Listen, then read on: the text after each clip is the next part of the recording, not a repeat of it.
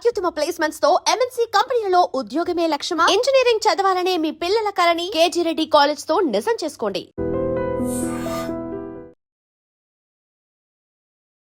అమ్మ నమస్తే. నమస్తే అమ్మా.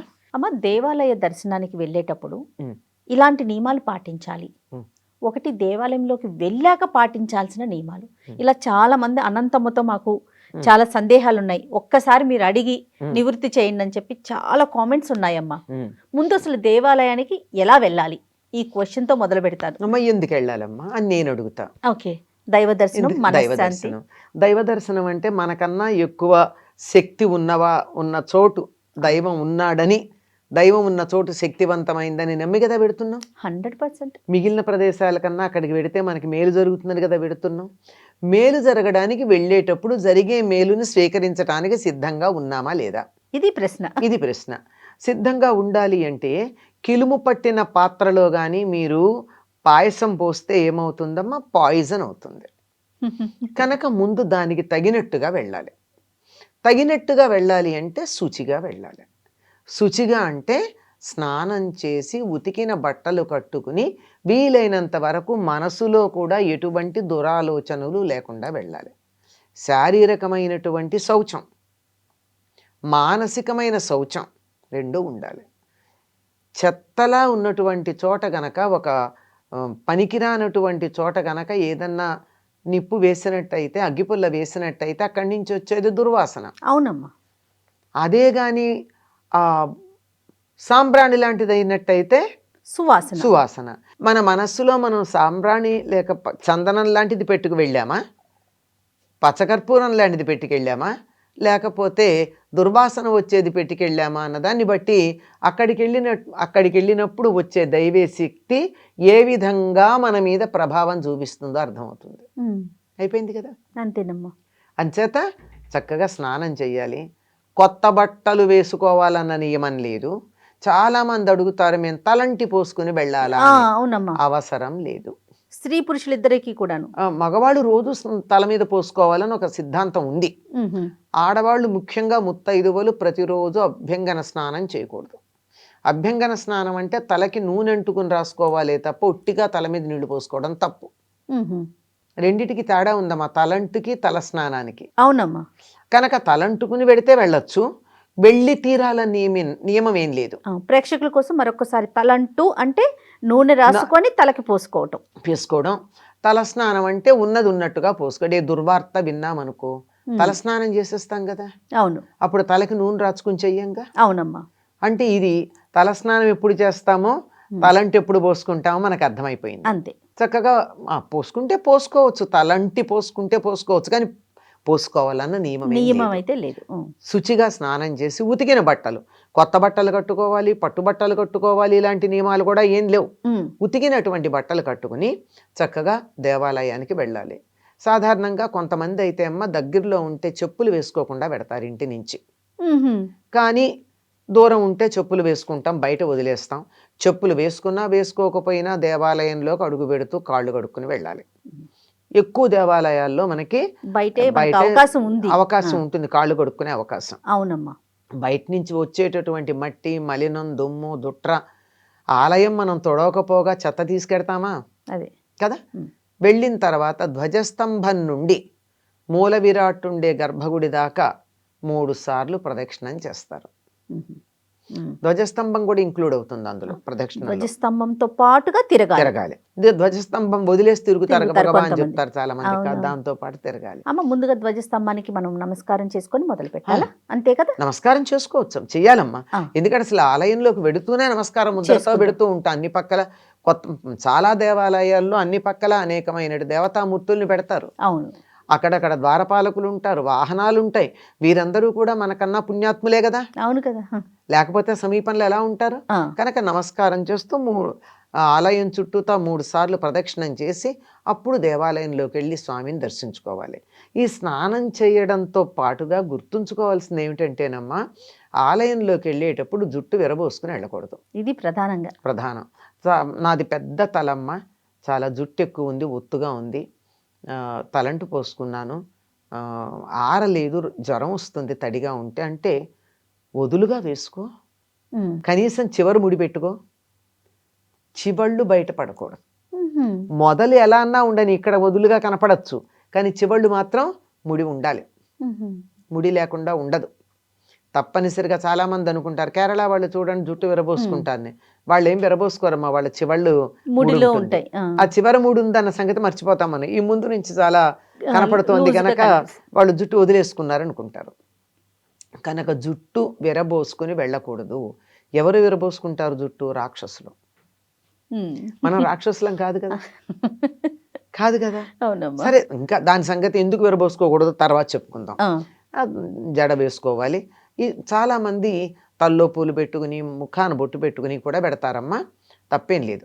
అసలు ముఖాన బొట్టు ఉండాలి తప్పనిసరిగా. అవును. అది ఆడా మగ అన్న తేడా లేదమ్మా, ఆహా. అందరి ముఖాన బొట్టు ఉండాలి. ఆ.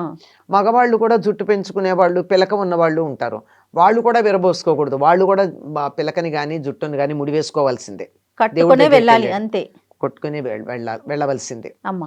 ఇది తప్పనిసరి అయినటువంటి నియమం అమ్మ. వస్త్రధారణతో పాటు కట్టు, బొట్టు, జుట్టు మూడు ప్రధానం. ఉమ్.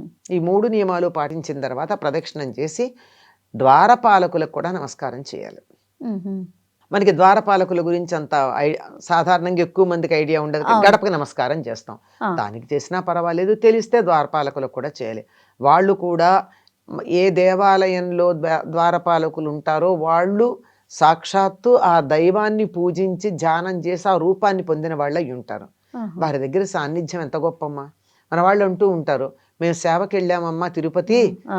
కానీ మాకు లోపల గుళ్ళో ఇవ్వలేదమ్మా సేవ అవును. భాగ్యం, అవును. బయట ఇచ్చారమ్మా అంటారు. కొంతమంది అంటారు, మేము ఎంత అదృష్టమోనమ్మా, స్వామి మమ్మల్ని కరుణించాడు, లోపల ఇచ్చారమ్మా మాకు దగ్గరగా, మేము చాలా సేపు స్వామి దగ్గర ఉన్నాం. అవును. అవును.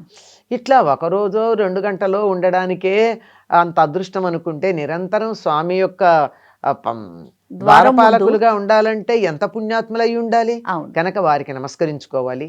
నమస్కరించుకున్న తర్వాత లోపలికి వెళ్ళి స్వామివారి దర్శనం చేసుకునేటప్పుడు అందరూ కళ్ళు మూసుకుంటారు. ఉమ్. మూసుకోకండి, కళ్ళు తెరిచి స్వామి అమ్మవారు ఎవరైనా సరే రూపాన్ని చూసి హృదయంలో ప్రతిష్ఠించుకోండి. యువతలకు వస్తూ కళ్ళు మూసుకోండి, మళ్ళీ ఆ రూపం బయటికి రాకుండా.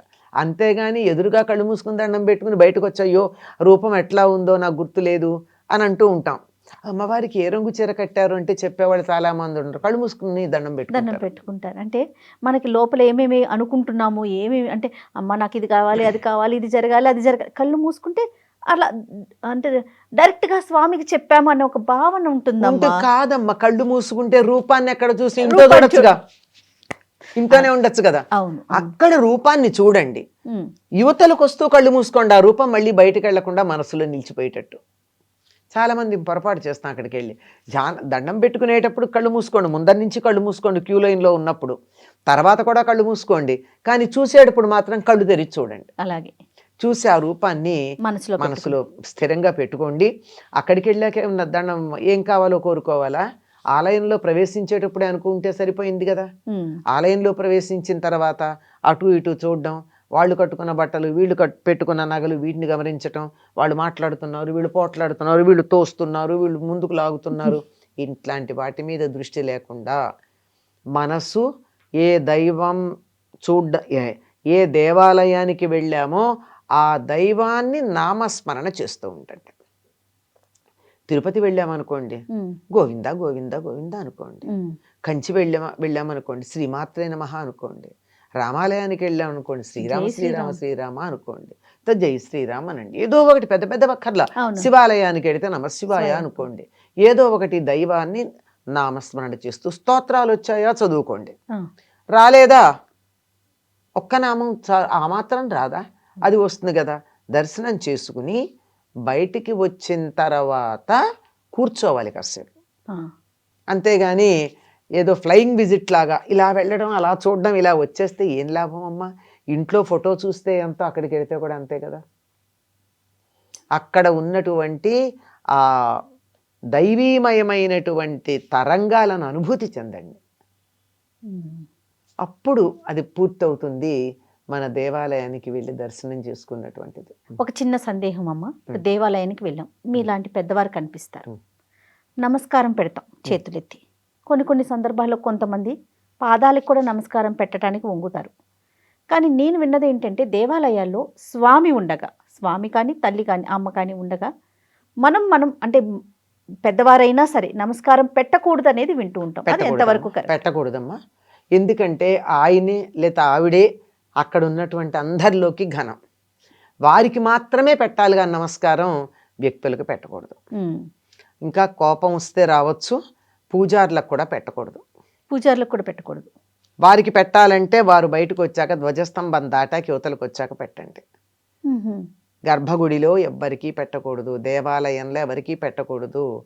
నమస్కారం ఒకళ్ళకొకళ్ళు చేసుకోవాలనుకుంటే ఆ ధ్వజస్తంభం దాటి యువతలకు వచ్చాక చేసుకోవాలి. ఎవ్వరికీ నమస్కారం. యజ్ఞశాలల్లో దేవాలయాల్లో వ్యక్తులకు నమస్కారము చెయ్యరాదు.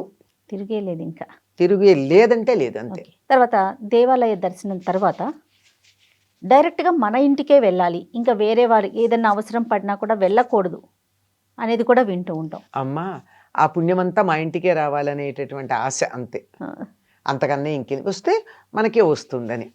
ఆ దేవాలయానికి వెళ్ళి వస్తే ఏదో పుణ్యం వస్తుందని కదా ఆశ. పుణ్యం మీద కూడా విపరీతమైన లోభబుద్ధి. అమ్మో, నేను మీ ఇంటికి వస్తే దేవాలయం యొక్క ఫలం అంతా ఏదన్నా నాకు వైబ్రేషన్స్ నాకుండి నీకు వచ్చేస్తే ఎట్లా, నాకు రావాలి కదా.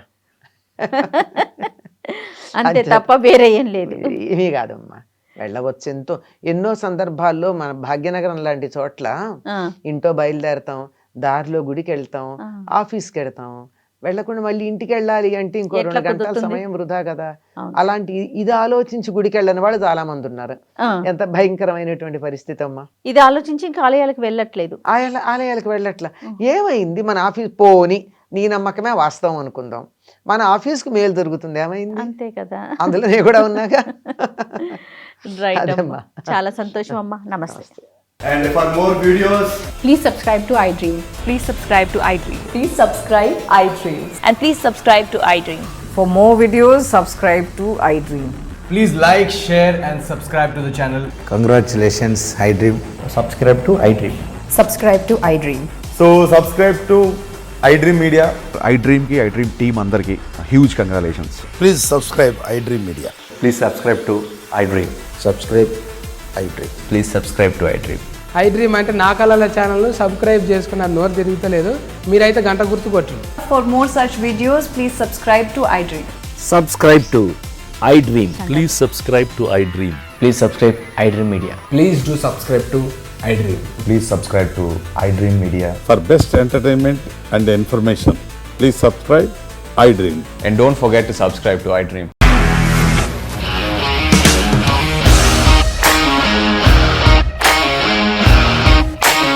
ఇండస్ట్రీలో కమిట్మెంట్ ఇష్యూస్ వస్తే నీకు కూడా వచ్చినట్టు మార్నింగ్ తీసుకెళ్ళాలంటే కొట్టి పడేసాడు.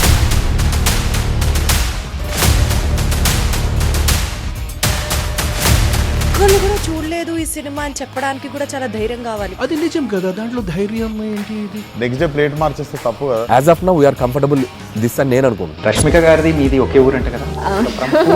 నీకు కోపం వచ్చిందంటే బాగా తిట్టేత్తరా? తిట్టేద్దామండి.